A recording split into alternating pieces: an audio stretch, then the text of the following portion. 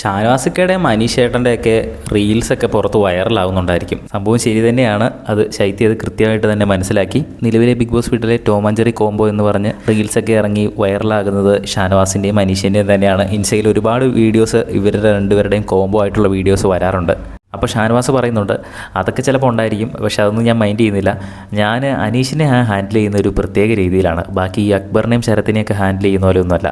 അവൻ എന്നെ മണ്ടാന്നോ പൊട്ടാന്നോ മരവാഴയെന്നൊക്കെ വിളിച്ചാലും എനിക്ക് കുഴപ്പമൊന്നുമില്ല. ഞാനത് വേറെ രീതിയിൽ ഹാൻഡിൽ ചെയ്യുന്നത്. പറയേണ്ട സമയത്ത് ഞാൻ തിരിച്ച് പറയും, പക്ഷേ അല്ലാത്ത സമയങ്ങളിലെല്ലാം ഞാൻ ഒരു പ്രത്യേക രീതിയിലാണ് ഞാൻ അനീഷിനെ ഹാൻഡിൽ ചെയ്യുന്നതെന്ന് ഷാനവാസ് പറഞ്ഞിട്ടുണ്ട്. അത് ഷാനവാസിൻ്റെ ഒരു ഗെയിം തന്നെയാണ്. നമ്മളത് ശ്രദ്ധിച്ചാൽ മനസ്സിലാക്കാം. അനീഷ് ഈ മരവാഴയെന്ന് പറയുന്ന സമയത്തൊക്കെ ഷാനവാസ് ഒരു പ്രത്യേക രീതിയിൽ തന്നെയാണ് അനീഷിൻ്റെ അടുത്ത് പെരുമാറുന്നത്. അനീഷിനെ അങ്ങ് കളിയാക്കുന്ന രീതിയിൽ. എന്നാൽ അനീഷിനെ മോശമായിട്ട് ചീത്ത പറയുകയോ അല്ലെങ്കിൽ ദേഷ്യപ്പെടുകയോ ഒന്നും അല്ല ചെയ്യുന്നത്. അനീഷിനെ കളിയാക്കാനായിട്ട് ചില തമാശകളും പറഞ്ഞ് അനീഷിൻ്റെ മുന്നിൽ കിടന്ന് ഡാൻസ് കളിച്ച് മോക്ക് ചെയ്ത് അനീഷിനെ ഇക്ലിയൊക്കെ കൂട്ടി അങ്ങനെയൊക്കെയാണ് അനീഷിനെ ഷാനവാസ് ഡീൽ ചെയ്യുന്നത്. ആ ഒരു കാര്യം ഇപ്പോൾ ഷാനവാസ് തന്നെ തുറന്നു പറഞ്ഞിരിക്കുകയാണ്. ലാലേട്ടൻ വന്ന സമയത്തും ലാലേട്ടനും അതുതന്നെയാണ് അനീഷിനെ എങ്ങനെ ഡീൽ ചെയ്യണം എന്നുള്ളൊരു സൂചന ലാലേട്ടൻ വന്ന എപ്പിസോഡിൽ കൊടുത്തിരുന്നു.